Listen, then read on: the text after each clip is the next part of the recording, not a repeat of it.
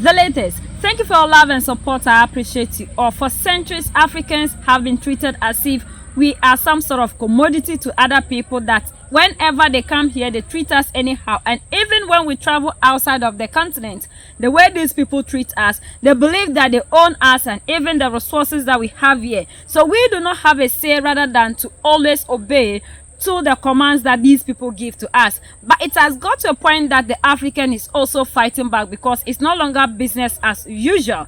We are fighting to reclaim our power, and this is sending a shock wave. It's making their people to panic. Now the British people are coming out to ask their people that they should apologize to the Africans because of the bad things that they have done to us. And they believe that Africa is rising and we are getting more powerful. And if they don't do that, now that they are declining, things will go wrong for them, because they will no longer be in the position to determine what happens to the African. And we will also pay them back heavily, because looking at what is happening currently in the world, Africa is rising, and that is the fact. And we are getting more powerful, because looking at what we are going through right now in the continent, we are seeing that the African is regaining its power, and their people are crying, because when they look at the future that will come, what will happen to them? They have to tell their people to come out and apologize to Africa, because to them they believe that they have nothing. All that they have today is coming from Africa, and Africa is getting poorer, and that they are very different from Russia, because Russia has everything. If Russia has done something to Africa and Russia is saying they will not apologize, it's understandable, because according to them, Russia is self-sufficient when it comes to food, when it comes to everything. But when it comes to them, they always depend on other people, and Africa has been a pot that they eat from. When this collapse comes, and it's going to come, we in the UK are going to need to have some serious reflection on mistakes that have been made, and especially our foreign policy in history. And we're going to have to rely on these nations that we've been stealing from for years to deal with us, because we need them. We're not like Russia. We're not self-sufficient. Russia has its own oil, its own food, it doesn't have to import anything. It can survive without the world. We, a tiny little island, do not have that luxury. We need to import. That's why we've stolen so much shit in the history. So what happens, do you think, in the next decade as African countries are rising and getting more powerful, and the Western countries that had them under their heel for so long, like the UK where I live, are on the way down and their economies are collapsing? What help do you think we're going to get from those countries that are becoming more powerful? How do you think that the Africans are going to look towards the English with regards to trade deals and buying their uranium off them if we need to? They're not going to look too kindly, are they? Especially if there's absolutely no apologies whatsoever. And as far as I can tell, this country doesn't apologise for jack shit. And the reason it doesn't apologise is because if it apologised for the stuff that it's done, it'd have to start giving back all of the stuff that it's stolen. I've spent hours inside the British Museum. That place is an absolute... it's a treasure trove. It's incredible. And it's nearly all nicked. And we're going to have to, in the UK, in the West, really start looking at our place in the world, and really start looking as to whether we really do value the things that we say we do. I saw somebody earlier saying, you know, this is what the West do. They just play pretend. It's no wonder the West now accept a man being a woman if he just identifies as one, because we in the UK have been identifying as a nation that is on the side of law and order, a nation that values free speech as it's censoring everybody, a nation that values freedom of the press and is a shining light and a beacon for freedom of the press throughout the world, whilst it's literally torturing the best journalists the world has ever seen in its capital. We say we are these things. Our government says them all the time. The diplomats are like that. But it's just all hot air. Nothing we do as a country backs up what these people are saying the country is. Nothing. I love my country, and that's what I want my country to turn into, to be. I think it's the most patriotic thing a person can do. But when I talk about these things, people call me a Putin puppet. They've been propagandized to such a degree. They don't know their allies when they meet them. And we've got some serious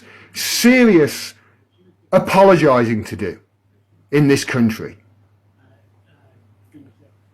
To all of these nations that we have stolen from, to all of these nations whose leaders we've helped assassinate and overthrow, all of these coups that we've done around the world in countries just because we didn't like what they did. So we killed them and we overthrew them and we put in a dictator who created a secret service and was just brutal to the people in that country. We didn't care, as long as we carried on getting the oil. We're meant to be a country that cares about these things. It cares about truth and honesty and justice. This country prides itself on the UK justice system. Well, there's no greater injustice in this world right now than the imprisonment of Julian Assange, and we're the ones doing it in the UK. And to all those people in Africa, rise up. I'm in the West and I'm fighting for you. And I tell you, we really are. The people in the country, the people in the UK, the people in this chat in the UK who know the truth, we're on your side. We want our country to be the things that it says it is, and it's clearly not. And I really do wish to see the rise of Africa in my lifetime. I would love to see it. And we're seeing at the moment the rise of Russia and China. I'd love Africa to go with that as well. But this is not good for the West, especially if we carry on the way we are, acting as if everything we've done has been noble and pure. And that's just not the truth, is it? Not only interested in extracting resources, we want to partner with you to create local value chains, to create good jobs here in Africa. We want to share European technology with you. We want to invest in skills for local workers. This is crucial for the young people, because the stronger you are as suppliers, the more Europe will diversify supply chains towards Africa, and the more we both will de-risk our economies. It's a clear win. Africa is the only reason why Western Europeans get to enjoy such a high quality of life, especially for France. They brag about being able to live well even though they don't have to work as hard as Americans, but they omit the fact that all that comfort they enjoy comes off of the back of African resources and labor. England, Portugal, Germany, Belgium, Italy, and France all made a massive scramble for Africa in the 1880s, and France by far still has their foot in their old colonial ways. And even though these African nations have declared their independence, France and a couple other countries are still exploiting them, and they have given nothing in return to these African nations. They have built very little in infrastructure and construction. They have given next to nothing compared to how much they have taken to support their ways. Out of the 8 African coups that have happened since 2020, 7 of them were from French colonies. The French do not know how to build, they do not know how to innovate, they do not know how to grow democracy in any part of the world, which is why for the past 60, 70 years, they have just had French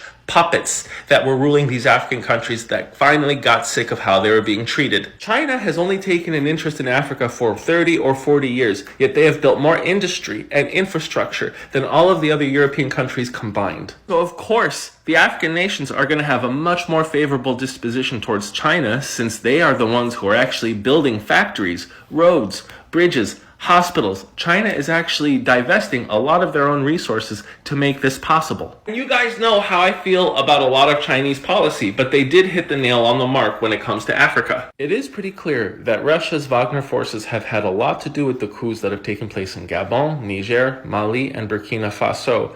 And even though the Russians aren't trying to actually help anyone, I believe they are trying to foment chaos and destabilize a lot of positions in the West. This can be an overall good thing for Central Africa. Even though the Russians' goal is to create a lot of instability for the West, this instability can spread to a lot of other African countries, and that can actually hurt a lot of China's positions there. Make no mistake, despite what you're seeing in the media, the US will find a way to exploit whatever is happening in Africa. At first, they seemed that they were very pro taking down the Niger coup, and now they've kind of backed off, and they said that they are going to respect the current government. No, a lot of these African nations don't have a favorable viewing of the United States. The US will always find a way to profit off of whatever instability is caused. If there is going to be a disruption in the energy supply, I will bet you that the US will make money selling its liquid natural gas and oil. If there is going to be widespread war, the US is going to make a lot of money selling its weapons. I would not put it past the United States interests to have their cake and eat it too. They may be happy about China building all of this infrastructure because that means the US doesn't have to.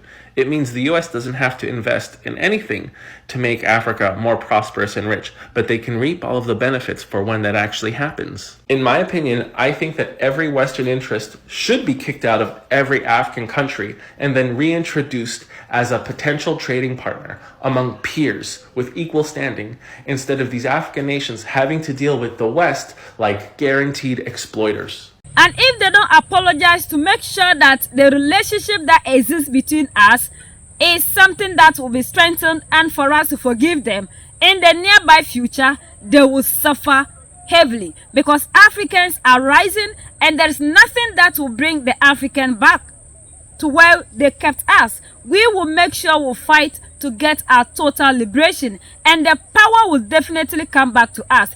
Looking at the relationship between them and Russia isn't good, and the rest of the world isn't good. The only people that they continue to control and have easy access of the resources is Africa. And now Africa is also pushing back to make sure that we take our freedom from these people and to take control over our resources.